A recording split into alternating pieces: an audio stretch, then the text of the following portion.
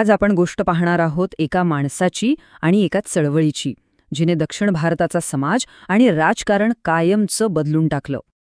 हे खूप इंटरेस्टिंग आहे नाही का, की एखाद्या व्यक्तीची विचारधारा इतक्या वर्षानंतरही आजही एका संपूर्ण प्रदेशाच्या राजकारणाला कशी काय दिशा देऊ शकते. चला याचं उत्तर शोधूया. पण पेरियार यांचं नाव पुढे येण्याआधीच दक्षिण भारतात बदलाची एक मोठी लाट यायला सुरुवात झाली होती. तर सुरुवात तिथूनच करूया. 20व्या शतकाची सुरुवात होती आणि दक्षिण भारतात एक नवी चळवळ जोर धरत होती, ब्राह्मणेतर चळवळ. आता या चळवळीचा मुख्य मुद्दा काय होता, तर तो खूप सरळ होता की जो बहुसंख्य ब्राह्मणेतर समाज आहे त्यांना सरकारी नोकऱ्यांमध्ये आणि प्रशासनात त्यांच्या लोकसंख्येच्या मानाने योग्य जागा मिळावी. आणि याच चळवळीची ठिणगी पडली होती खूप आधी.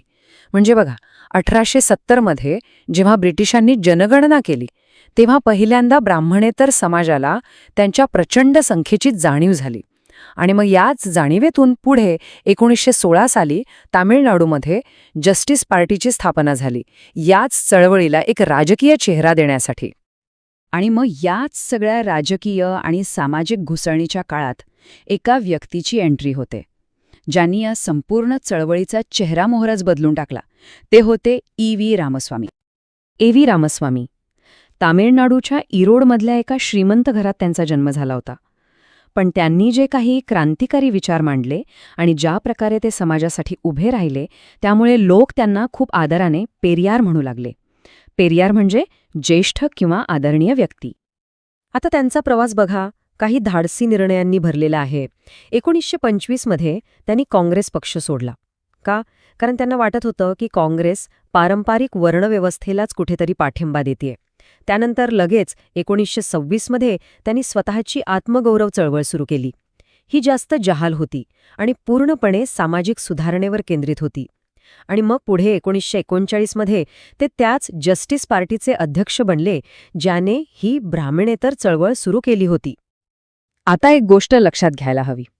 पेरियारांची चळवळ ही काही फक्त राजकीय नव्हती. नाही, तिच्या मागे एक खूप पक्क असं तत्वज्ञान होतं. काय होतं ते? चला जरा खोलात जाऊन बघूया.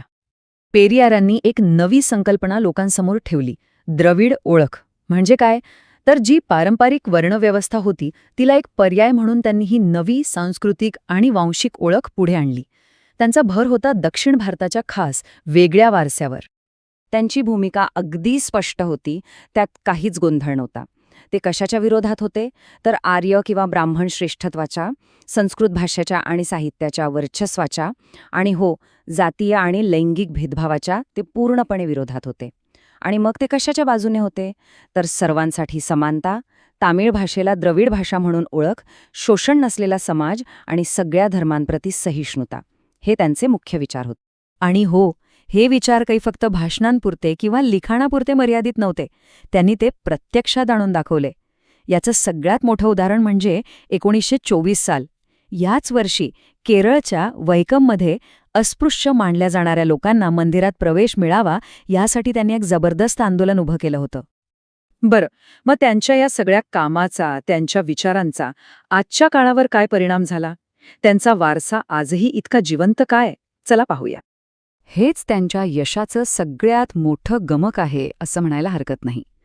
पेरियारांनी काय केलं तर एका राजकीय मागणीपुरत्या मर्यादित असलेल्या चळवळीला एका शक्तिशाली सांस्कृतिक चळवळीत बदलून टाकलं. म्हणजे फक्त राजकीय हक्क नाही, तर लोकांची ओळख, त्यांची संस्कृती ह्यावर त्यांनी लक्ष केंद्रित केलं. आणि त्याचा परिणाम आजही आपल्याला तामिळनाडूमध्ये स्पष्ट दिसतो. त्यांनी द्रविड कळघम नावाची संघटना स्थापन केली. आजही त्यांचं नाव राजकारणात एका मोठ्या आदर्शासारखं घेतलं जातं. इतकंच काय, तिथले प्रमुख राजकीय पक्ष आजही आपल्या नावामध्ये द्रविड हा शब्द अभिमानाने वापरतात. आणि आपले विचार लोकांपर्यंत पोहोचावेत म्हणून त्यांनी जस्टिस नावाचं एक नियतकालिकसुद्धा सुरू केलं होतं. आणि या सगळ्या गोष्टी पाहिल्या की आपल्या मनात एक महत्त्वाचा प्रश्न उभा राहतो की एखादी सामाजिक चळवळ बघता बघता संपूर्ण समाजाची सांस्कृतिक ओळख कशी काय बनून जाते? विचार करण्यासारखी गोष्ट आहे, नाही का?